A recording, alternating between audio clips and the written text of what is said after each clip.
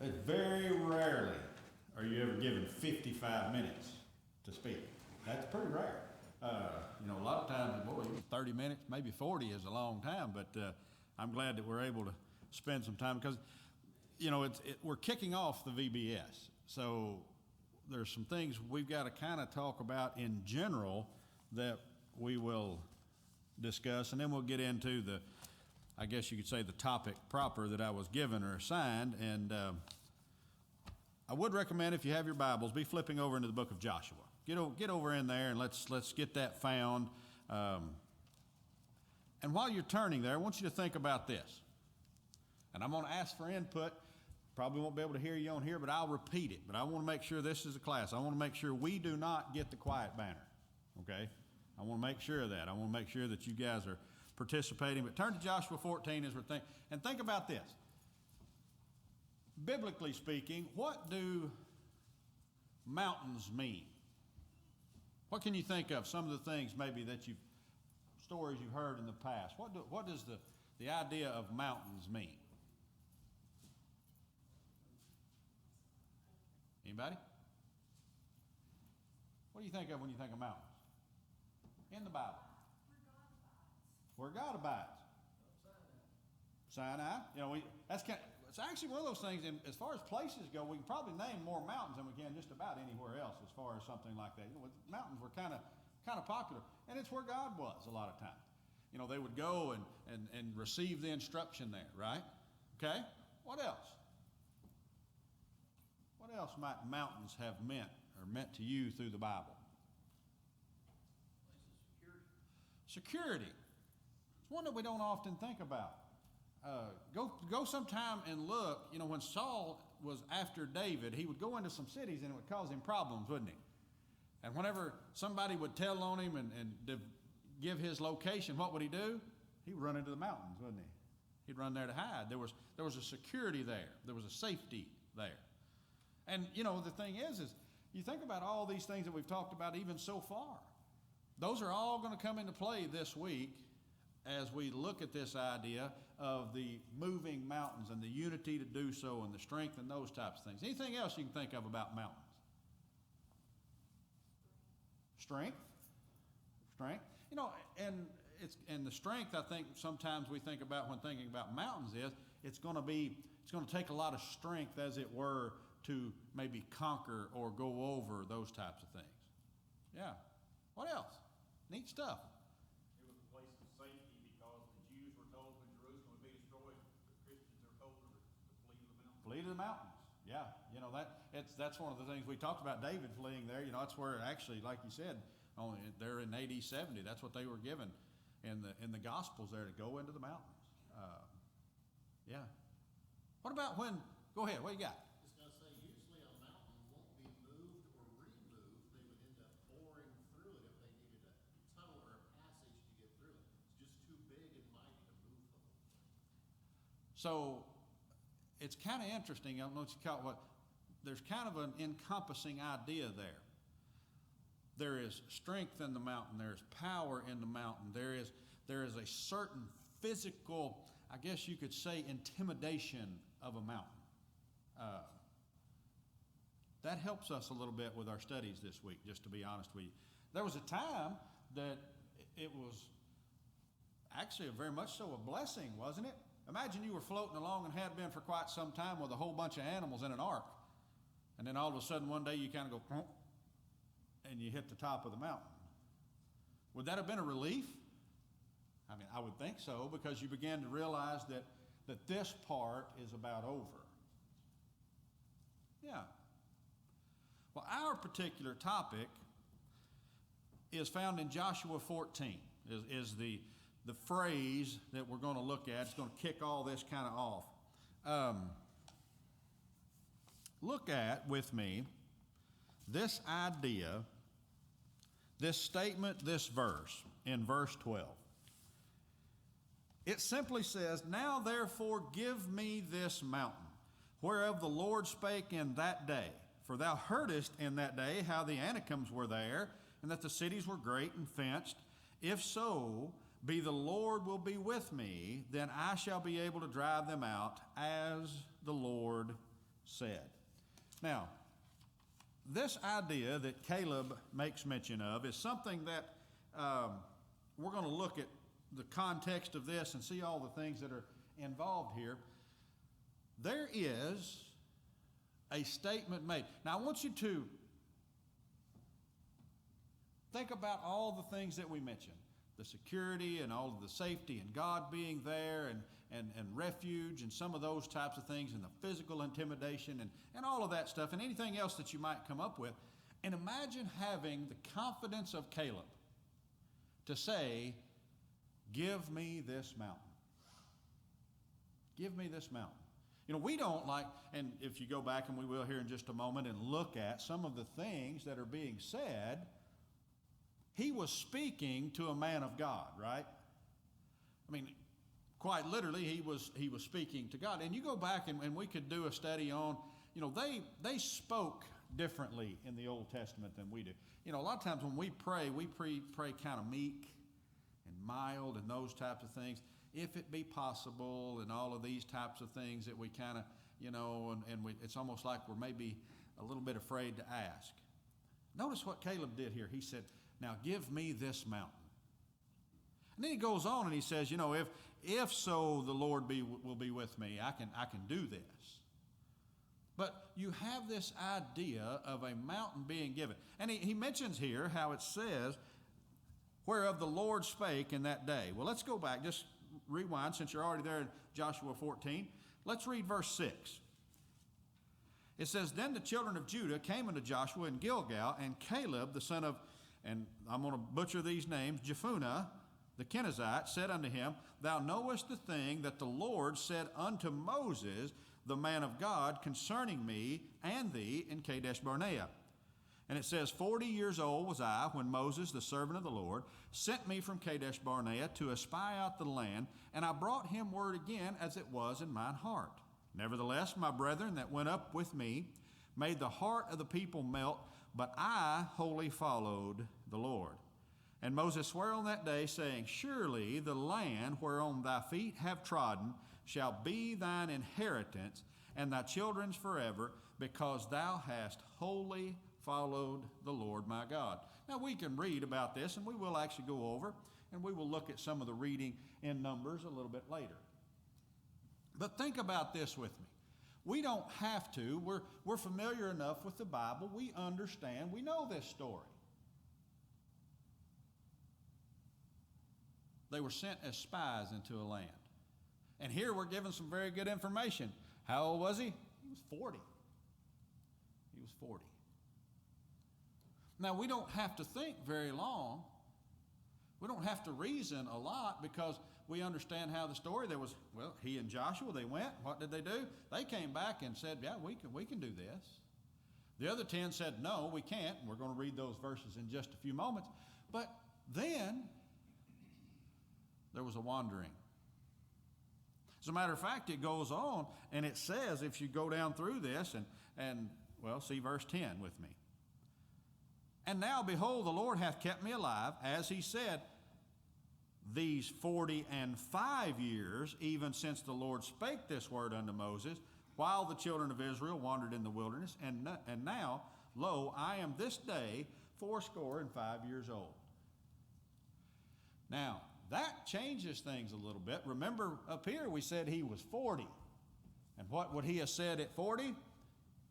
Lord, give me this mountain, right? What did he say at 85? Now give me this mountain. Notice how nothing has changed. I don't know how many people here are. I can look around and kind of get an idea. But by show of hands, who in here has been a member of the Lord's church for 45 years or more? Yeah, I can kind of believe that. 45 years or more. But really, when you look at it, it wasn't that great a percentage, right? Because 45 years is a long time. I was not raised in the church, and I'm only 51 years old. So I'm not even close to that.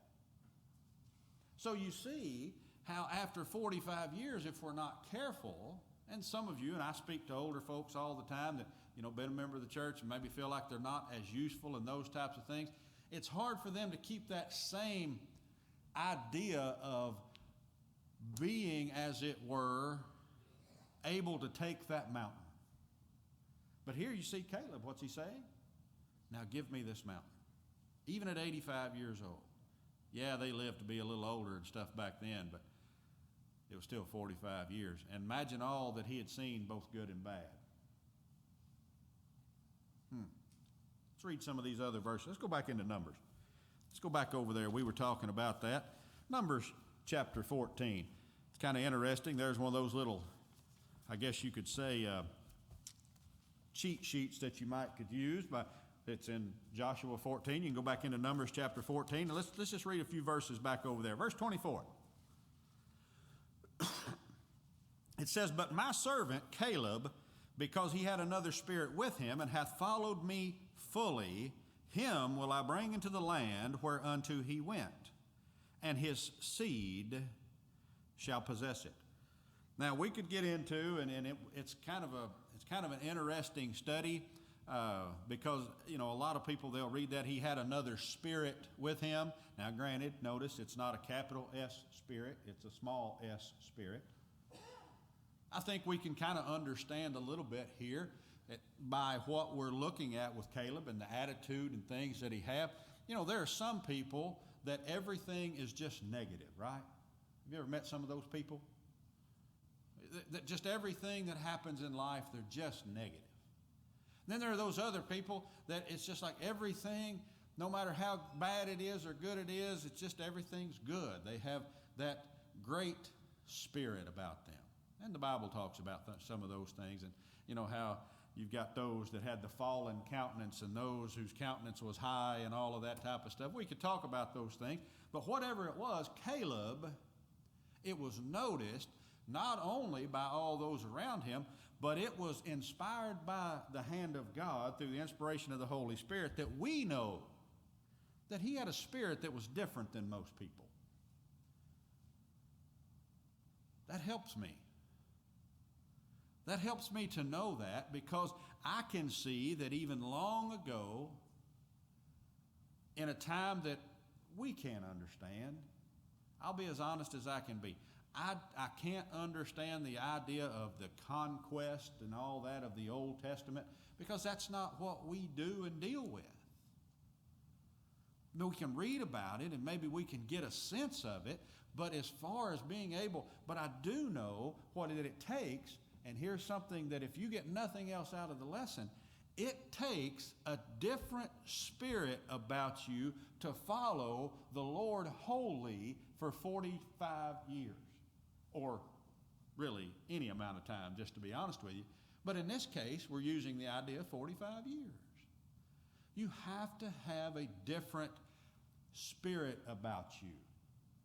We could talk about, and we should as Christians, he did this under an old covenant, remember? Remember what it talks about now? We have a better covenant, better promises. If he had that spirit that caused him to be able to follow, how much more should we be able to? Because we're not looking forward to the coming of Christ. We're looking backwards that he did. He's going to come again. It's a beautiful thing. It goes on there, even there in Numbers chapter 14. Jump down to verse 30 with me. It simply says, "Doubtless ye shall not come into the land concerning which I swear to make you dwell therein, save Caleb and, of course, Joshua." This is where he spoke. This is where that promise was made that he referred to over in Joshua chapter 14. Since we're there in Numbers, let's just flip back to 13. Let's read some passages there. This kind of gets into some of the meat of it. This gets into some of the story that you've heard so many times. Of course, if you start in the very first of Numbers chapter 13, he goes down through all the tribes there. He gets down there and he calls out the tribe of Simeon and tells who was the spy from that particular tribe. And you see there in verse 6, the tribe of Judah, there's Caleb right there mentioned. Some translations, if you're reading from the old King James, don't let it puzzle you too bad. Don't let it concern you. Verse 8, that's Joshua mentioned It may not be spelled Joshua, but if you'll get on over, you'll see there in verse 16, it actually says Jehoshua at the end of verse 16. Same fella, Joshua. Now let's think about this for just a minute. Let's reason just a minute with what we know before we get into this story. 12 spies. We're going to read here in a minute about the report when they come back. And there was basically 2 that got this promise. You're going to be able to go into the land. Now let's think about that just a minute. If I had to ask, who was the most well-known of the 2 that were allowed to go into the land? Who would we say? Who's the most well-known? Joshua, right? I mean, he was the one that took over for Moses, wasn't he? So that puts another little spin on this, if you will. Fast forward that 45 years. Here, Joshua has taken over to lead the people into the promised land. Caleb's the other one that had the promise, and he's sitting around here going, but what about me? Notice, though, that's how we might do things. It's not how Caleb did these things, but if not careful, we can do that. You know, we get an opportunity as those, I'm going to say it this way. I'm standing here in the auditorium tonight getting the opportunity to open the Bible with you and teach, right? There are classrooms out in these hallways of folks that may very well be doing far more good than I am standing here. Just because of some of those impressionable, young, willing to learn minds, taking the time. I'll tell you this story. I'm so thankful that we were here for the baptism. We baptized a young couple last night. 19 years old, been married just a few months. They moved into the Cave City area just behind our building and wandered in the door one Sunday morning. They were not invited. They were not reached out to. The wife, the young lady, aunt, had taken her to church a little bit when she was little bitty. And she remembered the name on the building, Church of Christ. That's why I said there's some teachers back here that may be doing more good than I am out here. But guess whose face is on YouTube and Facebook? And if we're not careful, we pat people like me on the back whenever we should be patting those on the back that are doing all of the teaching and the support and all of those types of things. Because, just like Caleb, he received the same exact reward, didn't he? He got to go into the promised land. We could talk about some of that a little bit longer, but we're not going to. We're going to jump on down through this. I love to read this, Numbers chapter 13.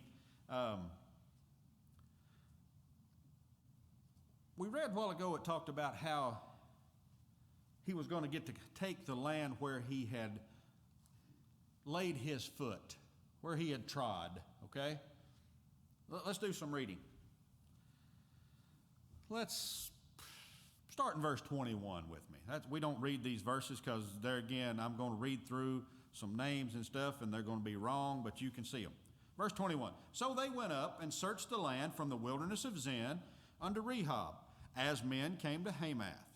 And they ascended by the south and came unto Hebron, where Ahiman, Shishai, Talmai, the children of Anak were. Now Hebron was built 7 years before Zon in Egypt. They came unto the brook of Eshcol and cut down from thence a branch with one cluster of grapes. They bare it between two upon a staff, and they brought of the pomegranates and the figs, and the place was called the brook Eshcol, and because of the cluster of grapes which the children of Israel cut down from thence. Notice, and they returned from searching of the land after 40 days. You know, sometimes we forget that little fact that is thrown in there, isn't it? They went and searched out the land for 40 days, and what did it wind up costing them with the report they brought back? 40 years. We could get into some number lessons and talk about the significance of 40, right? The Bible uses it a lot. Notice they searched for 40 days. And we could go and we can look there and see the rest of it. It says, verse 27, they told him and said, we came into the land whither thou sentest us, and surely it floweth with milk and honey. This is the fruit of it. Nevertheless, the people be strong that dwell in the land, and the cities are walled and very great. And moreover, we saw the children of Anak there. The Amalekites dwell in the land of the south, and the Hittites and the Jebusites and the Amorites dwell in the mountains, and the Canaanites dwell by the sea and by the coast of Jordan.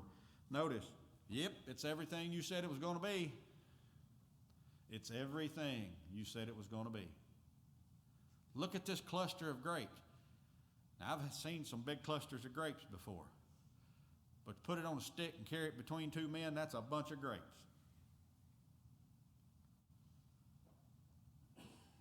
Do you see that they didn't understand that they weren't the ones taking the land? God was the one giving the land. There's a big difference. Two individuals understood that. You remember a while ago when I said, if not careful sometimes, Caleb could have said, well, what about me? I love the next verse. After hearing these other spies speak up, notice verse 30, it says, and Caleb stilled the people before Moses and said, let us go up at once and possess it, for we are well able to overcome it. The most vocal that we have recorded here in this story is Caleb. He had a different spirit about him, didn't he? And you can say yes because we read it. It's not me saying, well, Caleb had a different spirit about it. He had a different way. No, the Bible said that about him. And notice that statement being made and all that he has done so far. He has followed wholly after the Lord. Not holy as in Holy Bible. We're talking about holy as in completely. With all. With everything that he had. Should be a lesson in there for us, shouldn't there? There should be a lesson in there for us. We're going to look at some more, and I believe we'll see it as we come through this. By the way, we get a little few more details. If you remember back in 22, it talked about the children of Anak there. In 28, it says, and moreover, we saw the children of Anak there. And you guys, fortunately, know the Bible. We're here on a Sunday evening. But you might have forgot this. The reason the children of Anak stood out was, verse 33 tells us. And there, we saw the giants, the sons of Anak, which some of the giants which come of the giants, and we were in our own sight as grasshoppers, and so we were in their sight. It's kind of one of those deals. The reason they kept bringing up the sons of Anak is you couldn't miss them, right? They were giants.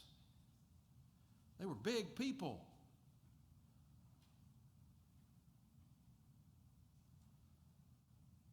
When you look at all of this story and put it together, that really comes into play, and we're going to do that.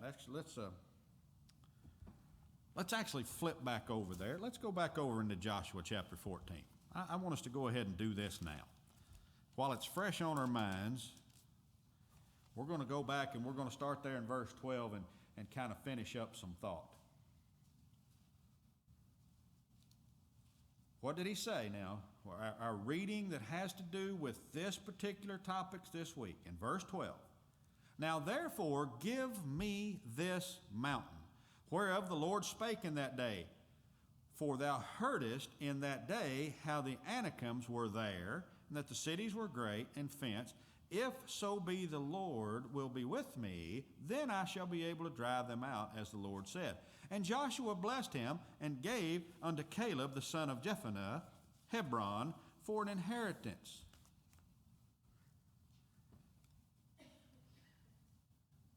Let's just put ourselves in those sandals of Caleb. You've walked all over the land of promise. You have looked at the massive clusters of grapes, the pomegranates, the figs.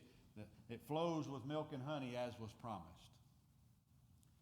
It comes time for you to receive that which God has promised you, even some 45 years later. Which part are you going to pick? Now, we know and we could go back and think of some stories when people had an opportunity to choose some land and it didn't turn out very well for them, remember? Oh wait, the Bible tells us that. It doesn't say remember that story, but it says remember Lot's wife. Y'all remember how they got there? Lot had an opportunity to choose some ground, didn't he? Caleb said, give me this mountain. And that was where the giants were. That was where the big people were. That was where the ones that made those other 10 spies, the hearts melt, and then they gave the report and made the people's hearts melt. That's what Caleb chose. And notice the reason that he did that. He did that because he simply says, if so be the Lord will be with me. And Joseph blessed him with that area. And of course you go on and you see there, you know that Caleb walked there because he said he would get land where he had been. Hebron therefore, this is verse 14, became the inheritance of Caleb the son of Jephunneh the Kenizzite unto this day, because that he wholly followed the Lord God of Israel. And the name of Hebron before was Kirjath Arba, which Arba was a great man among the Anakims, and the land had rest from war. Now I want you to just reason for a moment. Caleb makes the statement, I first saw the land when I was 40-ish years old. Heard a promise of God. 45 years later says, now give me this mountain.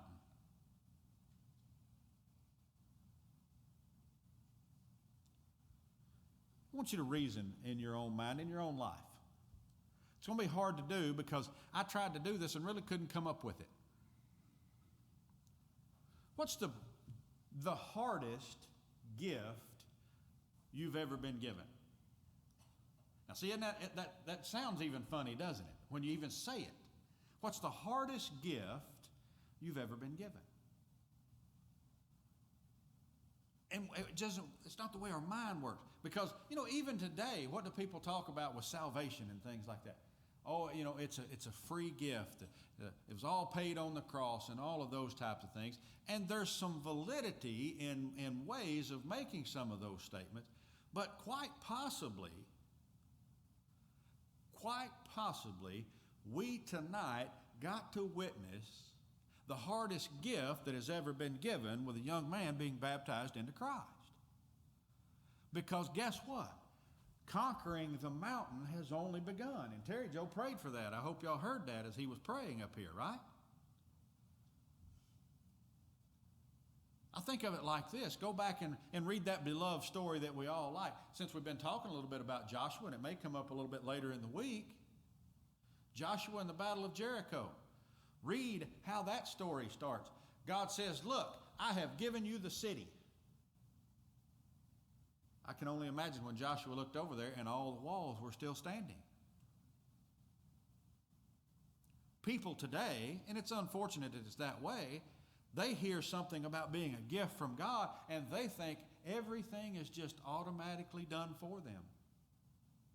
When we have recorded over and over and over again of God saying, I have given you that land, I have given you that city, and oh, by the way, what did Caleb say? Let's read it. We don't have to guess. Verse 11, Joshua chapter 14. After he says, I'm 85 years old, as yet I am as strong this day as I was in the day that Moses sent me. As my strength was then, even so is my strength now, for war, both to go out and to come in. He knew what was coming. Caleb knew by the statement that he made when it says, now therefore give me this mountain. Basically, all he was receiving was the promise of that land that was given some 45 years ago. He knew there would still be work to do. There's not a great lesson for us as Christians in that. You think about, like I said, we baptized a couple that was 19 last night, teenage young man tonight. You think about those things. Just at my age, it won't even be 45 years.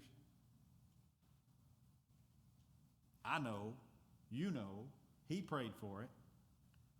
He's got a mountain to conquer. If you want to know somebody's got a mountain to conquer tonight, when you get home, you're going to brush their teeth.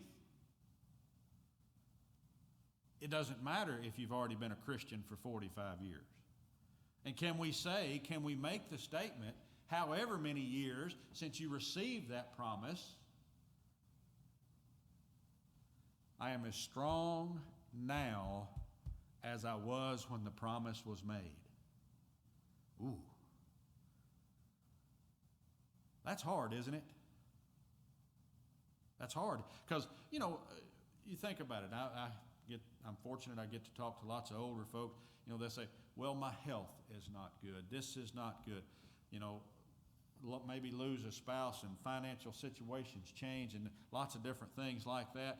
And you can tell by the way they're speaking, they are not as strong today as they were when the promise was given. We've got to help battle that. That's why in this whole idea of this week's VBS, I know some of us talking about uniting in moving mountains and all of those types of things. You realize we all have to be united in being able to conquer these things, to get over those things. Sometimes it might be going through those things, right? We may have to bore the hole, so to speak. Something for us to consider. Let's read a few more things. Let's look at some more passages along this line. Let's go on to Joshua chapter 15. We have a man who's wholly followed the Lord. Promises have been made. The time has passed. The inheritance has been given. Joshua 15. Let's start reading in verse 12. And the west border was to the great sea and the coast thereof. This is the coast, notice, of the children of Judah round about according to their families, okay? Now, this is at the end of him giving the entire tribe of Judah their land inheritance, okay? But notice verse 13. And unto Caleb, the son of Jephunneh, he gave a part among the children of Judah, according to the commandment of the Lord to Joshua, notice, even the city of Arba, the father of Anak, which city is Hebron. Verse 14. And Caleb drove thence 3 sons of Anak, Shishai and Ahiman and Talmai, the children of Anak. If you remember all the way back over there when they were running around spying the place out, it was these same 3 sons. Imagine 45 years has passed. There is not, I'm going to make this statement, I feel pretty confident in making it. There is not one place that you can go back to today that 45 years ago, it looks just like it did then. Right? I mean, you just don't. But basically, at this time, Caleb, some 45 years later, when he went back, not only did he see the same city, he saw the same 3 giant sons of Anak. And he drove them out. But God gave it to him.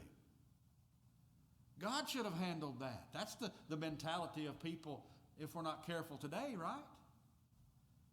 God gave it to him. He should have had it all cleaned out. We know that's not the case. We can go and we can look at Joshua. We've already talked about it. Well, even think about this, if you will. Remember when they were going to be crossing over into Jordan? There was 2.5 tribes did what? They looked around on the side of the Jordan they were on and went, you know, this is pretty good ground over here. Can we just have this ground? And God said, sure. But you got to go across and help those others take that land that I have given thee. You see that? Yes, you can go back over there. That can be your land. That can be your inheritance. But guess what?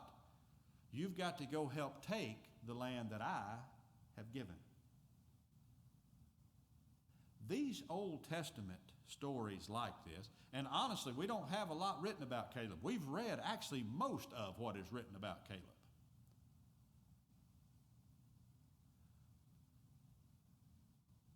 But if people just understood this story of Caleb better, they would understand what is required of us in salvation now. What is required that, yes, for God so loved the world that he gave his only begotten Son, that whosoever believeth on him should not perish, but have everlasting life. Right? You know, unfortunately, a lot of people go through life believing just that very first part. For God so loved the world that he gave his only begotten Son.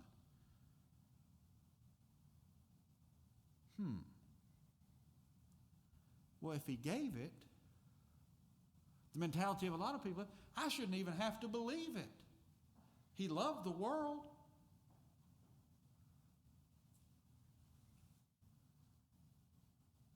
We talk about Christianity. We talk about the idea of what mountains means to us.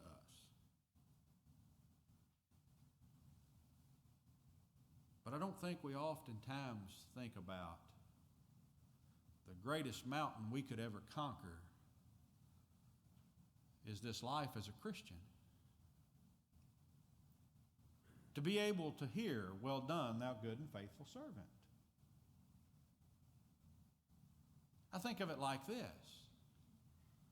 There was times Paul rehearsed for us, you know, he'd been beaten so many times and shipwrecked so many times and stoned and left for dead and all of that. Y'all have read that over and over again. I know you have. And yet, he was still asking, because we have it recorded for us at the end of some of the letters, pray that a door of utterance might be open to me. Pray that a door of utterance might be open to me. Well, Paul, what if that means you're going to get beat again? Let it go. Let her be. Right? So be it. Well, what about if you're going to get stoned again? Well, that's just part of it. What about when Caleb said, now give me this mountain, but you're going to have to go face the giants?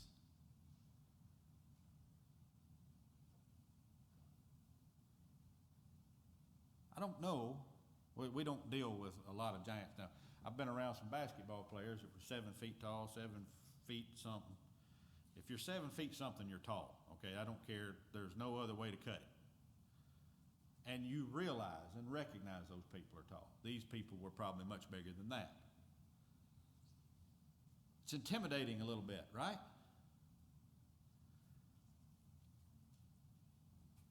That pales in comparison to the giants we face as people in our walk to be a Christian. When you decide, or when you decided to call on the name of the Lord in the watery grave of baptism, because you'd already done all you could do. You'd heard his word, you'd believed it, you'd repented, you confessed. We got to call on his name now so that his blood can wash away our sins. When you do that, and basically what you're saying is the same thing Caleb said, give me this mountain. Why? Because it's promised. Right? We think of it sometimes, and even in reading Caleb's story, some people will say it was a promised prize, right? It was a promised prize at the end of the journey, as it were.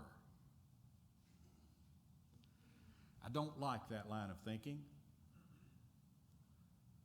because prize seems very random, doesn't it? It seems very, I guess you could say, luck of the draw. I don't think prize is the right word.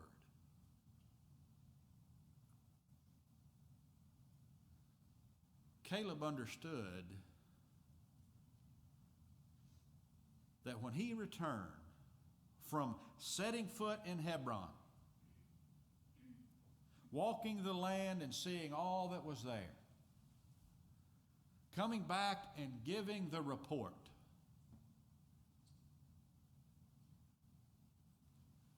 even though the other 10 melted the hearts of the people, he realized when God said, Caleb will enter into the land, and I'll give him land that his foot has trod on. It wasn't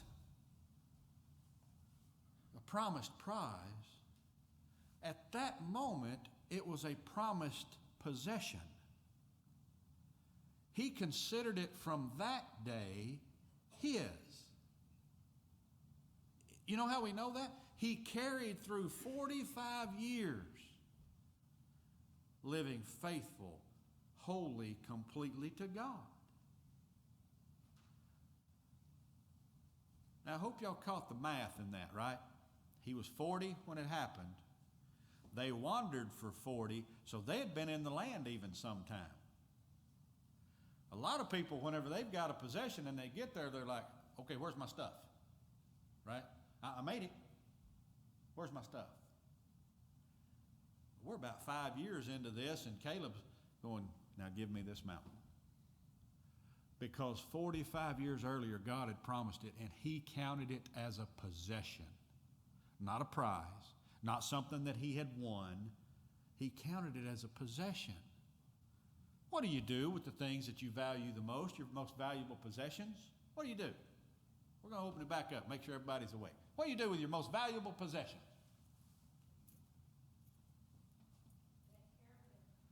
Take care of it. How do we do that? Lock it up. Well, a lot of times, right? I mean, we buy them big old safes, don't we? Put stuff in there that we really think's worth something, right? What else do we do? Might wash it, clean it, take care of it. Act like it's our own, right? We steward that. We keep it up. We maintain it, you know.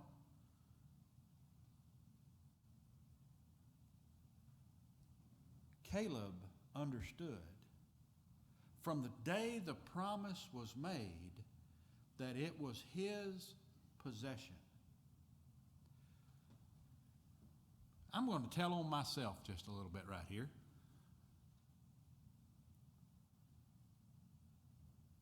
I don't think I've ever thought of my salvation that way. But I do now after studying this story. It's in my possession. It's not some random luck of the draw that someday at judgment I'm going to find out if I meet the standard. When he sent his son some 2,000 years before I was even born, guess what? There's an opportunity for me to have that possession.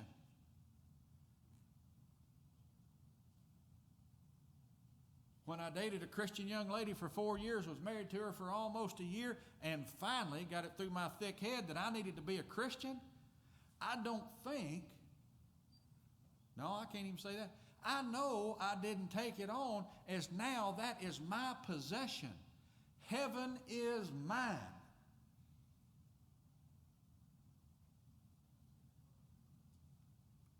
I'm going to dare say most of us here didn't think that way. Here's something that just thrills my heart. That I was able to be here tonight, and the young man that just put on Christ in baptism can hear this today. Because heaven is your possession. Have you ever lost something that was valuable to you? Yeah. Stings a little, don't it? You think about the cost and the sentimental value behind it and all of that type of stuff. Imagine how much more it will be if we lose the possession of salvation and heaven that comes along with it. Well, we don't have to guess. The Bible tells us, don't it? What does it say? If you go back to the pollutions of this world, the latter end is worse than the beginning, right? You've lost a great possession.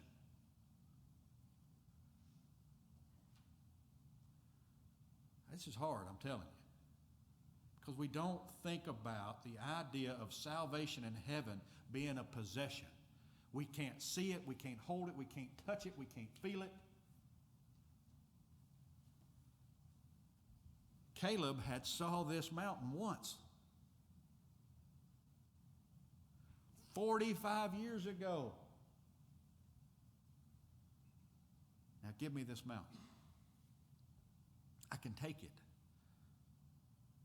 I can do this if God be with me. Here's the great thing about us. We don't have to guess if God is with us. Remember that promise everybody reads? For God so loved the world that he sent his only begotten Son. He's here. It's happened. We don't have to wonder if God is for us or against us, with us, because he is. He sent his only Son to do it. So just as Caleb saw this as a promised possession, we should do the same with the idea of heaven and salvation. It is a possession. It is mine. I have to be, as it were, a steward over it. Here's something interesting. It is easier to do that with those that are thinking the same way. I hope you understand that. I hope you understand that. You know, if you here in Greensboro Road, this part of the world, Jonesboro, Arkansas, this area, if you think of salvation and the things of heaven as being a promised possession and are striving for those things, it makes getting over the mountain, as it were, taking that mountain in Cave City easier for us. And vice versa. It's a great possession. The great thing is we got to lock that thing up, right? Now, not lock it up as far as keep it to ourselves, but we got to stand fast, as it were. We got to stand, as it talks about, we have got to remain faithful. You know, be thou faithful unto death. Notice, it doesn't say you might win a crown of life. Be thou faithful unto death, I will give you a crown of life. This story of Caleb is different. We can see his age. We can see his attitude.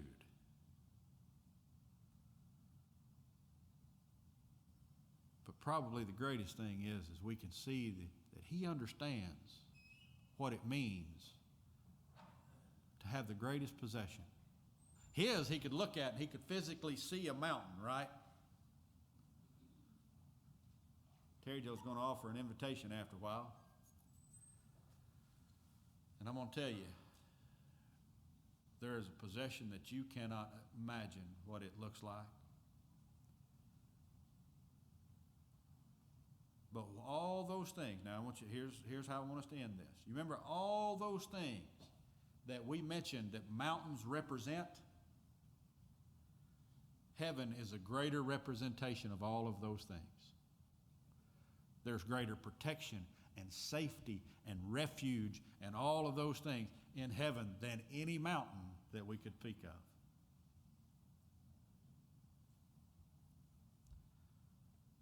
It's a promised possession. So today, tomorrow, and on throughout, stand up, square your shoulders like Caleb did, and say, give me this mountain. I can do it. Don't matter if I'm 4, or been a Christian for 4 years, or 45 minutes, or 40 years. It doesn't matter. I can and am willing to take this possession. I appreciate the comments. I appreciate the invitation once again. And appreciate so much all of the kind words and things. But remember, we can do this, and we're here to unite together to conquer these mountains. Thank you.